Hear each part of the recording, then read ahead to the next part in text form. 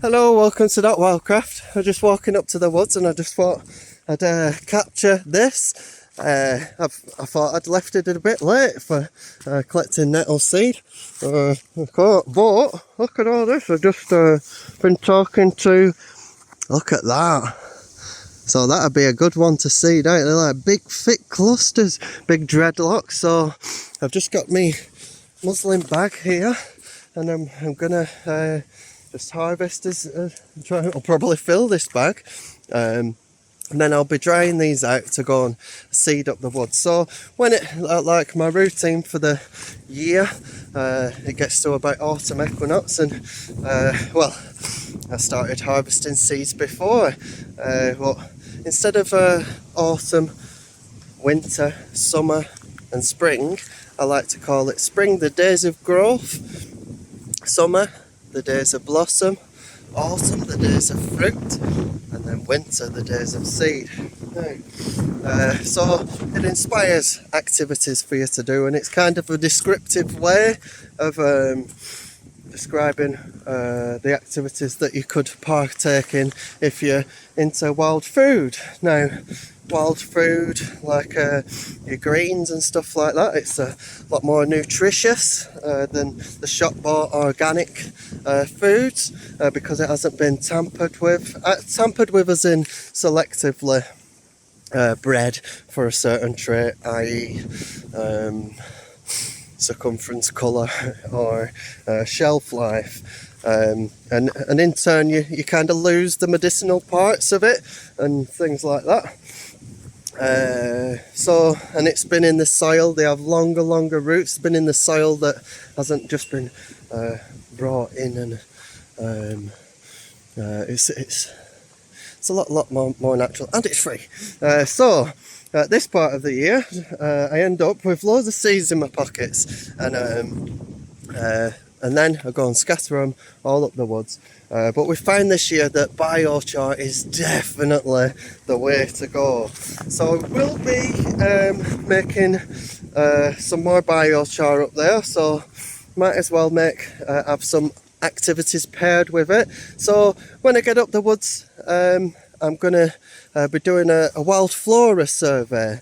So the purpose of that is, well, over the years you can check back on the videos of me doing the same process and what's come up, but this year lots more has come up because we've used the biochar and inoculated it with the compost tea. So basically charcoal is like, they say there's an acre of circumference of a surface area in just a palmful of biochar, and that's because it's got tiny little pores, and so they're little homes. You're creating homes for the beasties. So the reason that lots more has come up in the woods is because we've created loads of little homes for the mycorrhizae and the little beasties, which the plants need to grow, and then in turn the bugs come, and then the birds come, and then all of the other mammals come, and then that's the process of rewilding. So I've got Regeneration Crochet Club to, there was a web at the side of the log cabin when it was up.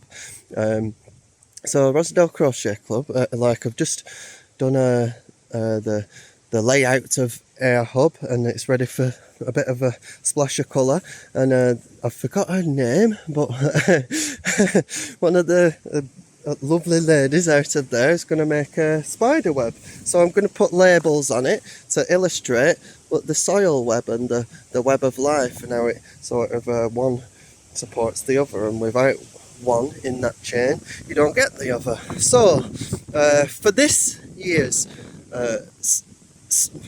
wild flora survey and fauna, we're going to be looking at the plants, and instead of going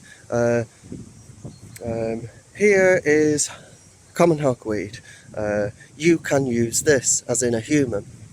This year we're going to be looking at what's come up and how the ecology uses it. So say for example, roseberry willow herb has come up this year, and that's an awesome plant for humans, because that was like once the most common tea in the world, Russia's biggest export, before I think India and China started going, oh, have this caffeinated one, it'll get you blazing, which in turn it was very beneficial for an industrial society to have some stimulant, but roseberry willow herb has got the B vitamins in what they put. Anyway, I won't go on too much about that, but that supports an elephant hawk moth caterpillar. Now, if you've seen them, bloody hell, now that's a hearty meal for any mammal. So we'll be doing it like that, and then we'll maybe put labels, or there's a website in the making. It is up there, but it needs fleshing out and stuff like that, so we can put a page just dedicated to, oh well, this flower has come up because of the activity that we've done, and it supports this, which supports that. Okay, and just been talking to Wim, and I was like, oh, I'm going to get the devil's bit up there because it supports this butterfly. And she's like, oh, well, does it support the caterpillar though? And I was like, yeah, it supports the butterfly, doesn't it? And she's like, no, but like there's 2 stages of life cycle. I've just been learning about oak galls, these oak apples, what they used to make ink out of for thousands of years, and these gall wasps, they have 2 stages of the life cycle. They and one gets laid in the bud of the oak tree, and one stage is on the ground, in the leaves. So with butterflies and moths, the caterpillars might eat just a weed, so, and then when they hatch out as butterflies, they feed on the nectar of a certain plant. But even on the Wildlife Trust and reputable websites like that, they only say it supports the butterfly, but they forget about the caterpillar, and without the caterpillar, you don't have the butterfly. So we could be putting the devil's bit everywhere that supports the butterfly, but if we don't put the plant that supports the caterpillar, then we won't get no butterfly. So yeah, I don't know how long we've been running there. Bloody hell, 7 minutes. Right, so it's going to be a long one this, but I'll try and be as quick as I can. I'll fill up my bag full of nettle seeds and see you up there. Okay, so we're in the woods now. I just thought I'd get to this crossroads here and just show you what we'll be doing next. Just tidying up these stumps like we did do in the previous video, and I've just noticed even on some of the trail, like nettles come up, and foxglove and lesser willow herb there, bramble, that's the foxglove there, and then we've got sow thistle there. So this one, is it sow thistle? There we go. Oh, is that the prickly let? So I always get confused whether this is the wild lettuce, but you can make like a sort of a painkiller out of this, or whether it's sow thistle. But we did put the wild lettuce up here and just in here, so hopefully that is one that's seeded. We put it in there. That was off Chris. But anyway, look at all this. This is all of the nettle seeds that I've collected. A big chunky bag like that. When I can get them undone. So that'll be going in a cardboard box. That is just mostly seeds, and it does look like there's more leaves mixed in, but look at the weight on that. Oh, you won't be able to feel the weight, but it's big. It's big. So just thought I'd show you it from this angle. We're gonna have to fix up the gate, but compared to the rest of the woods, look at this. And this is a lot of the stuff's died back, so we'll just do a quick Wild Flora survey this time. So this is bindweed in the morning glory family. This is your dandelion. So that's obvious. I'm not going to go into too much detail about the uses. I'm just going to show you what is here from what we have seeded. This is ground ivy.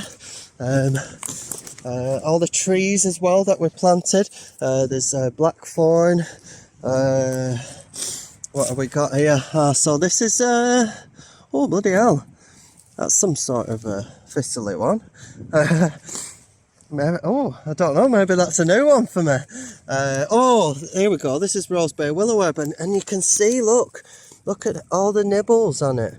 Oh, just one sec, I'm not looking at the camera. Look at all the nibbles. All them nibbles there. So that is supporting the wildlife. Otherwise, it won't be nibbled. So that's a really good one. We've got lots of roseberry willowherb there. It does look like comfrey, but I get mixed up with comfrey and foxglove. But we've got foxglove. There's always ferns there.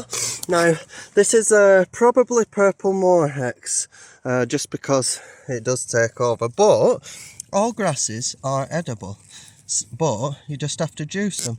And there is this bit. You pull it out there, did you hear that squeak? This bit, you can't actually, oh, I can't get it in focus, but it's like the light, there we go, like the light green bit, and they're called, oh, I forgot what they're called, but it begins with M, but basically it means like the growing bits, the stuff that's growing. Now you can just, like this, and sort of tray it up, don't eat the fibre, but if it was before it was seeded, you could be able to eat that. Because you don't have loads of stomachs like a cow, which ferments it, you can actually ferment it.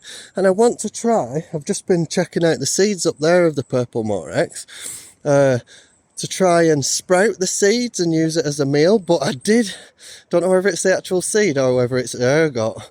Because then you could like sort of once they've sprouted, dry them out and use them as a malt for beer, or just grind them and the extra benefit of the sprouted seeds, use that as a flour. So that's something to try out. And also while I'm doing that, I want to see what the purple moorhex supports just by itself. So we've got grass moved in, we've got nettles, we've got bramble, we've got the fern. The fern is very, very nice. And then we've got different types of mosses, star moss, and there we go, there's some star moss there. We've got a birch growing there, or is it a birch? But it's a bit hairier. Oh, is it a birch? It looks birchy. Anyway, we have birch further down there. You see, this is a star moss, and then this is a leafy something moss, and then what else have we got? We'll move on to like a bit of a different area. Obviously we've got nettles. Nettles is we've got an alder tree there. Alder seems to do well, so what we are going to do is go to Whitewell Bottom Community Centre, and they do have a rehabilitation group for alcoholics and people that have substance abuse issues, and they have that 3 days a week they're at there. So there's all the hedges of elder and hawthorn and stuff, so I'm going to ask if I can show them how to make cuttings and possibly come and root some up here, or have them going in the grounds, maybe whip up something on their grounds and show them how to do a bit of rewilding. But elders comes up here like buggery. So this is the area that hopefully the wild garlic will come up there, but this is all proper dockified. But it's also got different bits and bobs of, the lesser willow herb and all sorts of stuff. But we have actually got willow from the Bake Up allotment, Rachel and Alan's. And I'm not going to get in there, but we've got a rowan tree there. You see that Rowan? And Rowan does like this soil. It turns out oak doesn't mind the soil. Rowan, aspen. Now I have found a really good place for aspen, but I haven't tried it in this soil. But supposedly aspen won't mind this soil, so I'll have to go and get some of that this year. And some of that is near the stone circle. What have we got here? This is a bit different. Is that bramble? Oh, that's a raspberry. That's a raspberry. And then we've got this as well. Look at this thistle. This thistle, it's either dying back or maybe, so that'll be the first year. Tons and tons and tons of Himalayan balsam, but I'm just going to leave that because it is doing a job of, like, look at this bee. I thought I'd discovered a new bee one day because oh no, that's a wasp. There is a wasp nest that's moved in up there, but this is humming with life. You see, it's going in and out. Is that a wasp or what? Anyway, so they're full of pollen when they go in the Himalayan balsam, and they go white. And I thought, oh bloody hell, white bees! Anyway, it turned out it weren't a white bee, it were just the Himalayan balsam. So I'm going to leave that in, but like next year, just to save it taking over, I'll be pulling that up. But at the moment, it's bringing bees. There is the wasp nest is probably a bee nest up there as well. So I'm just going to leave that there, because it is, you know, a very thin layer of soil. It is turning that. We got the bird cherry.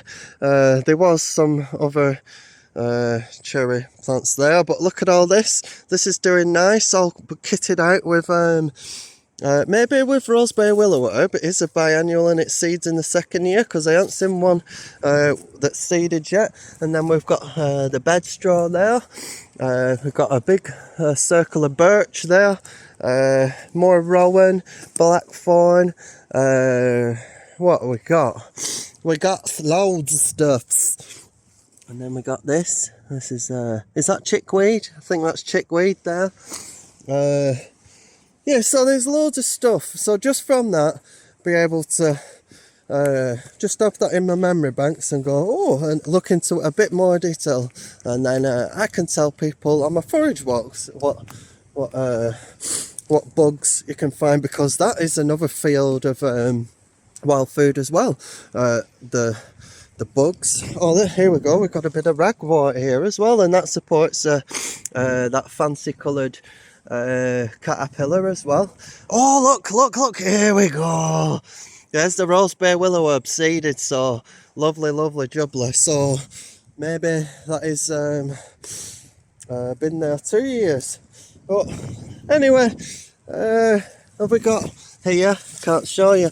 You can make pectin out of this out of the stalks here, and sort of squash it up and make dock ketchup and stuff like that. So right, he'll probably be at the 20-minute mark here. Oh, we got rush juncus reed there. We can use that for weed crafting.